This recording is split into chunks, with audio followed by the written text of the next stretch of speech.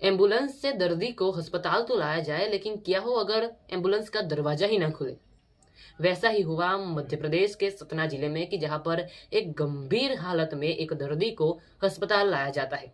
वहां पर डॉक्टर थे, नर्स थे, दवाइयां थी, ट्रीटमेंट भी हो सकती थी, लेकिन जब एम्बुलेंस हॉस्पिटल में आती है तो उसके बाद उस एम्बुलेंस का दरवाजा ही नहीं खुलता। और दरवाजा न खुलने की वजह से और जल्दी ट्रीटमेंट न होने की वजह से वो व्यक्ति वहां पर ही हॉस्पिटल के परिसर में ही दम तोड़ देता है। हमारे देश में तो यही है जनाब, मरने वाले सरकार के लिए सिर्फ आंकड़े होते हैं, न्यूज और इन्फ्लुएंसर के लिए वो कंटेंट होते हैं, लेकिन उस परिवार का क्या जिस परिवार का कोई चला गया।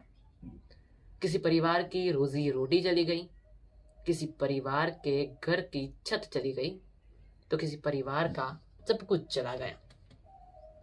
मौतें सिर्फ आंकड़े नहीं होती, मौतें किसी का जीवन होती है, और उसकी हमारे देश में तो वैल्यू नहीं।